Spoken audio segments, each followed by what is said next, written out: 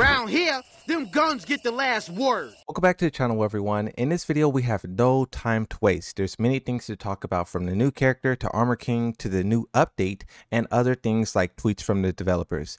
Subscribe to the channel, leave a like on the video if you enjoy, but let's start. For update 2.04, no balancing will be done. That's at least my understanding. If something changed, you know I will quickly make a video about the patch notes.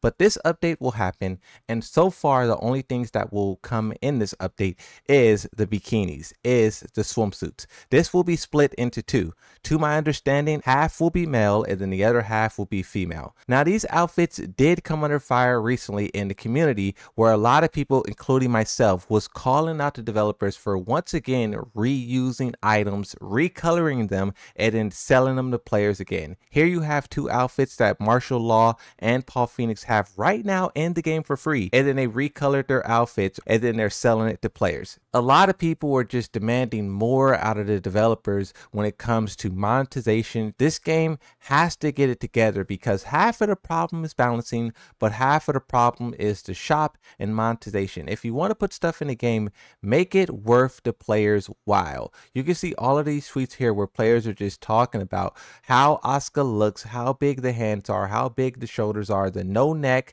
the belly button being gone. That's how some people were talking about. Some people were talking about the characters having no belly button. Also, you have a lot of people talking about how flat the characters are. This conversation is pretty crazy, but once again, it extends even beyond Tekken. Now, another thing that we were given is these character bios for all of season 2. I won't read all of the information here, but you can pause when you see a character that you really like. But for Anna, they talk about her rivalry with her sister, but also her desire for revenge. They also give important details like the character's height. You know, Fakram is the tallest character, his birth date, his nationality, and also fighting style. For the character Armor King, his nationality is unknown, fighting style pro wrestling. His height is 195 centimeters or 6.4 feet. That boy is tall. The profile says he entered the King of the Iron Fist vowing to avenge his brother, but the confrontation never came. He is challenged by King, who seek to halt the descent into darkness. To defeat King in the ring, he breaks the seal on a forbidden move, fully embracing the life of evil. For the final character, her age is 18. The developers specified that this character is energetic and curious. The profile says, a lover of animals and their habitat, discovered martial arts by mimicking animal movement. She shares a close bond with a ring-tailed lemur, parent and child, Vanilla and Calco. But with that being the case, now we're going to talk about the final character, something that a lot of players love. A lot of players wanted the final character to be female and also a African or black character. Me personally, I was thinking the character was going to be male, but hey, another waifu character, who's going to complain about that? But from what I'm seeing across Twitter, a lot of people are loving the new character, and even you have pros like John Ding saying they're going to give the character a try. Now, I don't know if you guys remember this. Back on October 30th, 2024,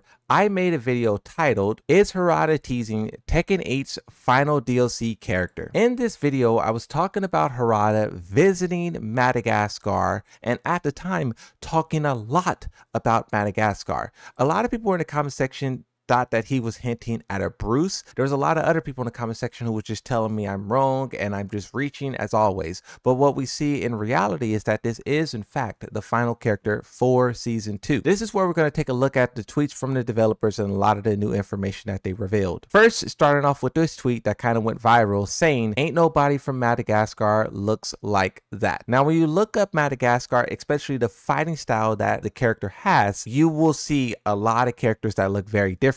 But as you can see here, one of the top responses to this says, many people don't know it, but most people in Madagascar are a mix of Asian, Indonesian, and African. 90% of people from central Madagascar look like her. And you have some pictures here where you can see people who look somewhat similar to the female character. And this is where Harada chimes in and responds, and he says, well, we didn't just visit and stay there. We actually studied the local roots and history on site, traveled to big cities to rural towns backgrounds, co-designed characters with gaming communities in Madagascar, had those designs reviewed and refined by a local community. And I even cast a voice actor from Madagascar. So I understand there are things that people who haven't been there simply wouldn't know. Responding to another person who asked the question, why does she have red eyes? Harada says it's related to her background and such, but the information will be revealed in the future.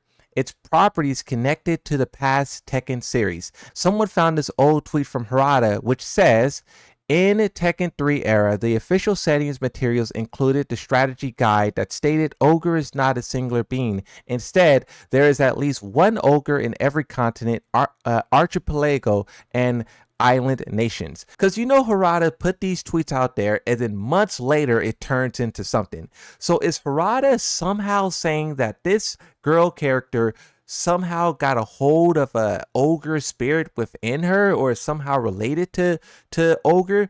Ogre in his true form has a lot of animal type attacks, and this character also has a lot of animal type attacks. Now, will it be ogre animations or will it be a different animation?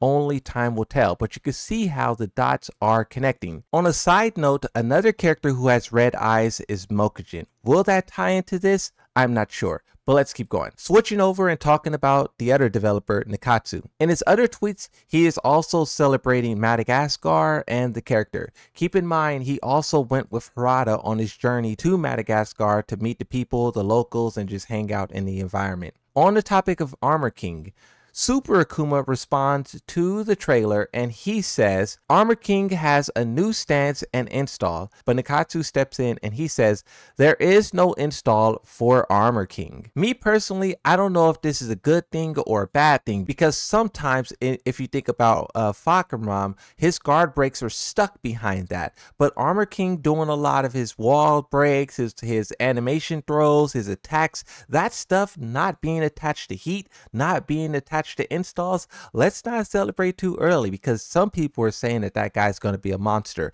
But also keep in mind how we over exaggerated what Fakaram will be. We were right to do so, but keep in mind Fakaram, what Fakaram is, and hopefully the developers will live up to that with their balancing of Armor King. Now, a smaller announcement that they made but will make a big impact on the game later is the Tekken fandom campaign for Season 2. For those of you who don't know, this is when artists around the world can create fan art for the game, for the characters, and submit it to the developers on Twitter, and then the best of the best will be taken into consideration and then later added as character panels. Lastly, I do want to congratulate Arslan and Atif for their amazing performance at EVO 2025. Both of these guys made it to grand final in 24, and they were able to repeat that at 2025. Those guys are without a doubt the best players in the planet. Now, on the topic of the character that both of them were playing, Anna, she is diabolical. To quote Harada, he said, this is during the Tekken talk,